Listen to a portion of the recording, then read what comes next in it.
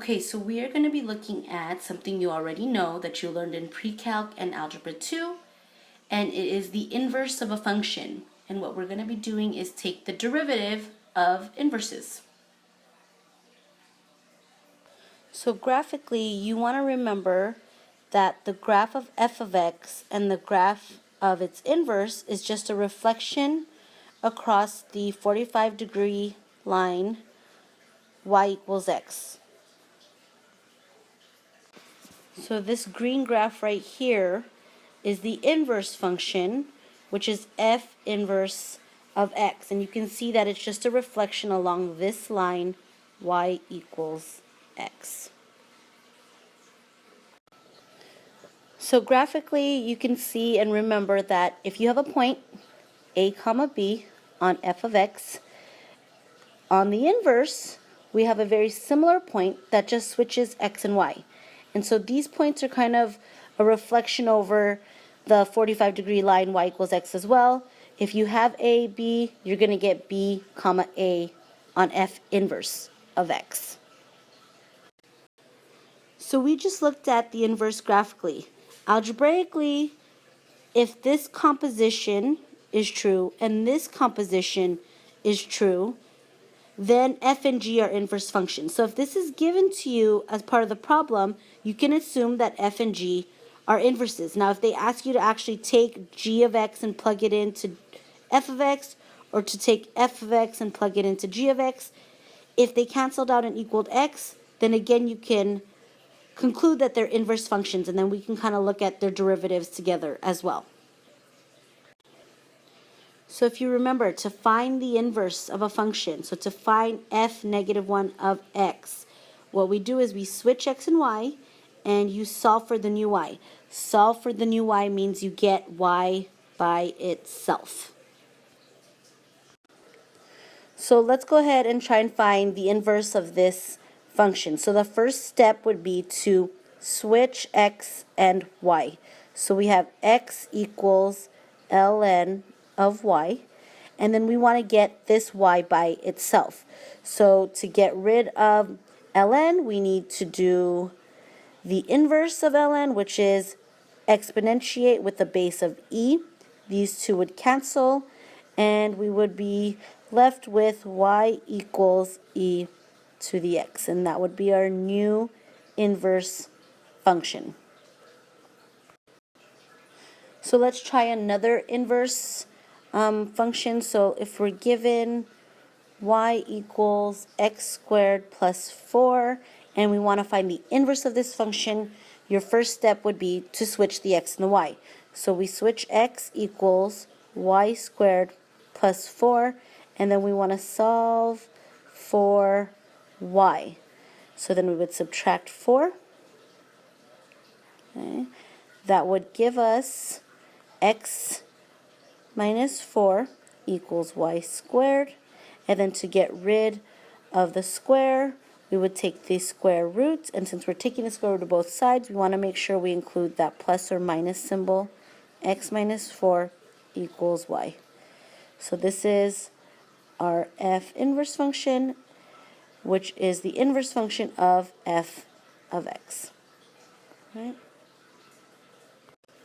Okay, so this is the new stuff. How do we actually find the derivative of the inverse of f of x? It's fairly simple, but we want to be looking at patterns. So first we'll just do it as the directions say, but I want you guys to start looking for a pattern. So first step is to switch x and y, and then take the derivative of the inverse.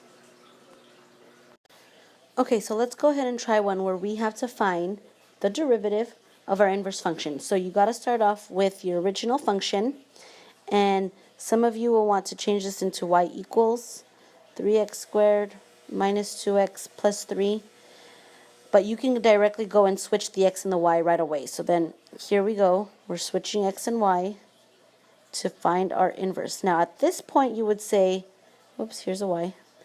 I can go ahead and erase that real quick. This is a y plus 3. Now, again, at this point you would say, let me solve for y to get my inverse function. But because it's such an ugly function, we actually don't have to solve for y. We can just go ahead and call this the inverse or f negative 1 up here, right? And from there we can take the derivative. So we are taking the derivative with respect to x. This would become 1 dx dx. This is 6y dy dx minus 2 dy dx plus 0. So solve for dy dx. You would factor out a dy dx. 6y minus 2 equals 1. So in the very end you have that dy dx equals 1 over 6y minus 2. And I want you guys to kind of take a note. If you were to actually take the derivative of f, just regular old f prime, do you see how you would actually get 6x minus 2? Take a look and see how they're similar to each other. Okay? This is the derivative of the inverse. This is the derivative of our original function. All right, let's try another one. Given g of x equals 6e to the 2x minus 1, can we find the derivative of its inverse function? So automatically we're going to switch the x and the y. Remember, g of x is equal to y, but we're going to switch it. So x equals 6e to the 2y minus 1. And then we're going to, you could solve for y, but again, you could just take the derivative at this point. So this is going to turn into 1 equals, 6 is a coefficient, keep e to the 2y minus 1, and take the derivative of that inside, which is going to be 2 dy dx. Again, this is the derivative of our inverse, but we want to get dy dx by itself. So all you have to do to get dy dx by itself is divide through. We would have 1 over 12 e to the 2y minus 1. So this is it by itself. Again, this is the derivative of the inverse. Now, if you took the derivative of our original function, so if we actually took g prime of x, not g inverse prime of x, but just g prime of x, we would actually get 6 e to the 2x minus 1 times 2. Again, how are these two related? Do you guys see how the denominator here is very similar to our derivative of our original function, except for the x here and the y here? Okay, so they're very, very similar. Now, we're going to move on.